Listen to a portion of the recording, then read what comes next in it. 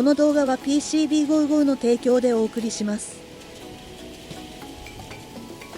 以前、パワーユニット作成動画の中で、簡単な Arduino Nano 用のユニバーサル基板をキキャドで設計しました。その基板が出来上がってきましたので、設計の振り返りと使い勝手を動画にしました。Arduino Nano などの CPU を使った電子工作をされている方へ参考になればと思います。出来上がってきた基板がこちらですが、基板を見る前に少しキキャドの設計について見てください。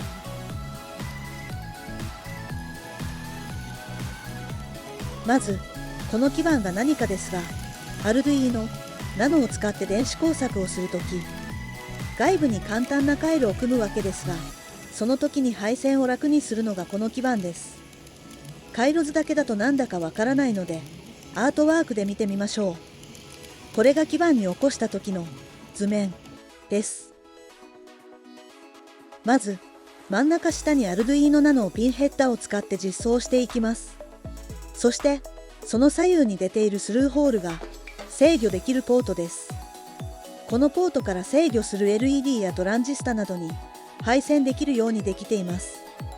さらに外側にはグランドや 5V を配置しています。グランドや 5V は配線する部品が多いので、ちょっと多すぎかもしれませんが、そして上半分は通常のユニバーサル基板と同じスルーホールだけを設けています。さらにその外側にグランドや 5V もあります。ちょっとしつこいくらいですが、足りないよりは。それと右下には LED を実装できる回路を組んでいます。ここには背後の LED と制限用の抵抗が実装できます。抵抗値は1キロオーム前後を実装します。この LED は L 地下に使ったり、回路を組んだ時のインジケータとしても使えます。キキャドでは出来上がったプリント基板を 3D として表示することもできます。最後出来上がった時の最終チェックにとても便利です。このキキャドデータは概要欄のリンク先に入れてあります。ここからさらに使いやすいよう改造するもいいし、ガーバーデータをそのまま基板屋に出して基板作成するのも OK です。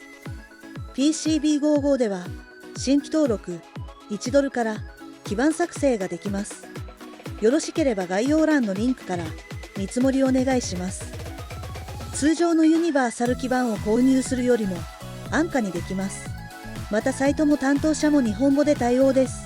安心して依頼できると思います。やっと出来上がった基板の登場です。今回のレジストは黒にしてみました。さてさてどんな基板ができたかな。開封時は結構ワクワクです。今回は初めて黒のレジストを使ってみました。結構締まって見えてかっこいいです。さて、ここからは部品を実装し、ハンダ付けしていきましょう。まず、Arduino Nano を実装するためのピンソケットを実装していきます。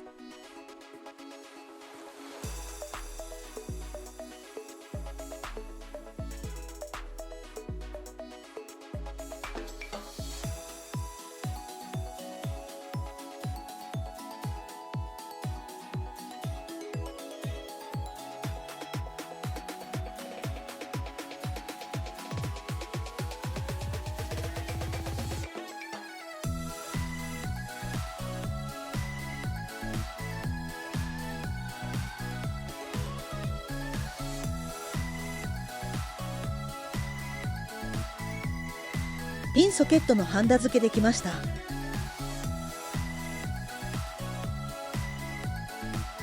次に LED と抵抗をハンダ付けしていきます。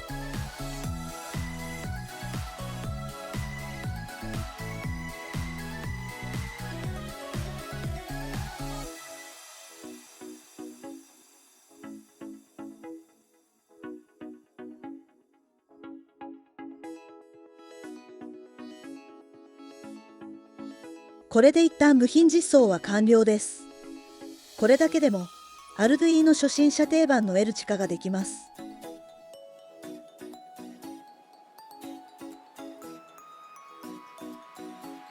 その前に回路がショートしていないか、グランドと 5V の間で抵抗値測定しましょう。ショートしていなければ、いよいよ火入れの儀式です。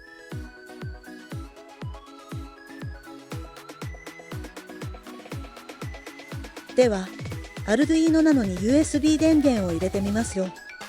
用意は大丈夫ですか？ 3、2、1、5。LED がつきました。実を言うと新品の Arduino には、初めからエルチカのソフトが書かれているんですよね。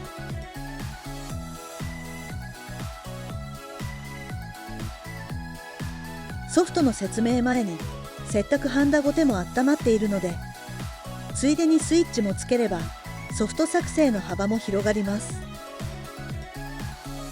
スイッチをつけるときにも、ショートとならないように制限抵抗が必要です。R2 の抵抗値は 1kΩ 以上なら大丈夫ですが、無駄に電流を流してももったいないので 10kΩ にします。接続するポートはどこでも大丈夫なので、一番近い AD7 に接続しておきます。スイッチの接続は、一般的にはこのような接続で OK です。それと最初につけた LED は左側にある回路になっています。ポートは D13 につながって、はいで点灯するようになっています。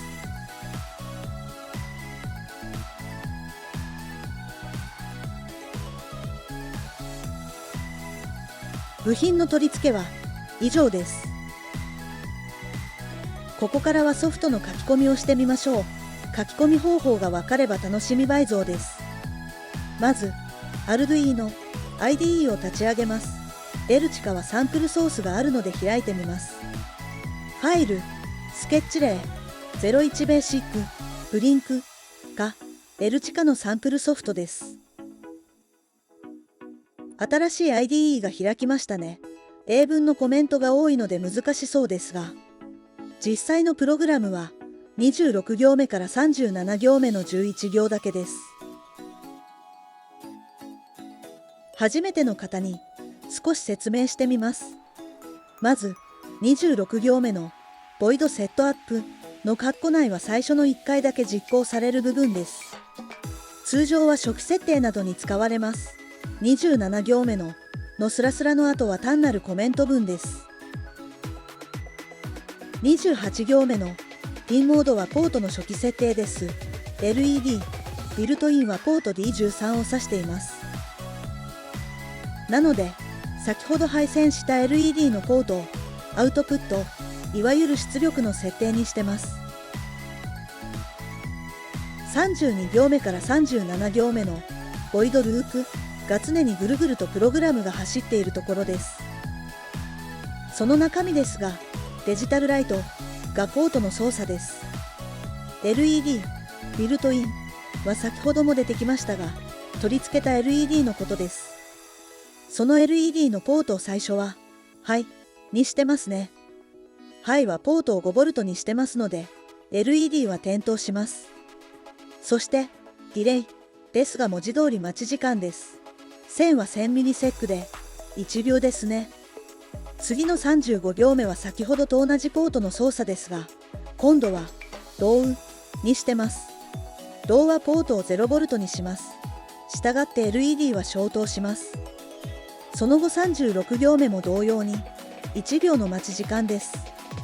ここでプログラムの最後まで来ましたので、ボイドループ内の最初に戻って繰り返します。ここまでの説明で、LED がどのように光るかわかりますね。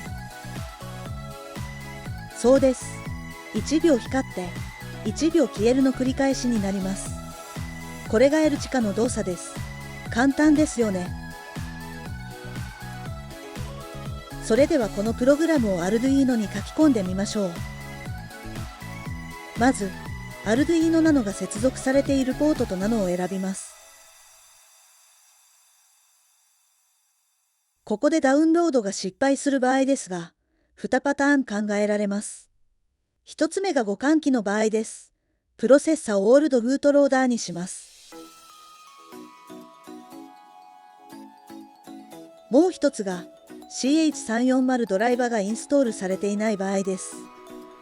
ドライバについては CH340 で調べてください。うまく書き込み完了したでしょうか。では次に行きましょう。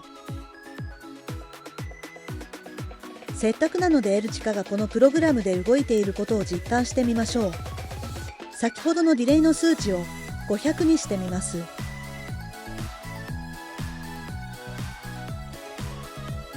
このソフトに書き換えれば 0.5 秒点灯の 0.5 秒消灯に変わります。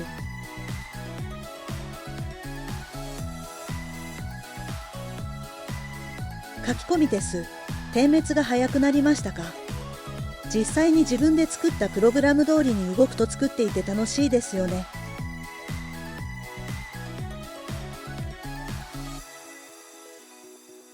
そしてプッシュスイッチもつけましたので、これも利用しましょう。このまま L 地下を活用して、プッシュスイッチを押した時だけ点滅する。こんな動きでどうでしょう。そのためにはまずプログラムを少し変更します。33行目に if 文を追加します。スイッチのついているポートをデジタル読み込みします。そして、値が0になったら L 地下のプログラムを実行するようにします。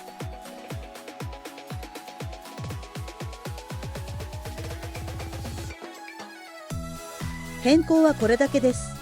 書き込んでみましょう。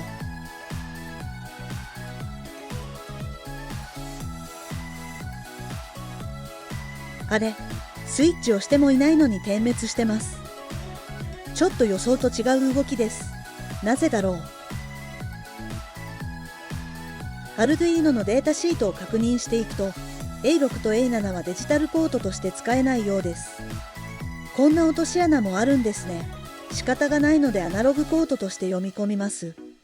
再度修正です。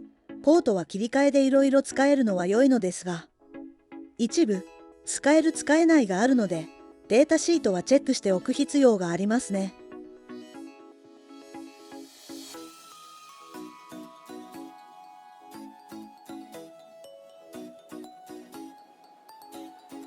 修正できました。アナログで読み込んでいるので、返り値は0から1023までになります。そのため真ん中あたりの512を検出値にします。さて書き換えてみましょう。今度はちゃんと動くかな。書き換え完了です。今度は LED は点滅していないですね。スイッチを押すと点灯します。スイッチを離すと消えますね。大成功です。ちゃんと作った通りに動くと感動です。今回はこの辺りで、次回はこの続きで LCD などの表示器をつけていきたいと思います。最後までご視聴ありがとうございました。今後もこのような電子工作や鉄道模型に関しての動画を上げていきますので、ぜひチャンネル登録よろしくお願いいたします。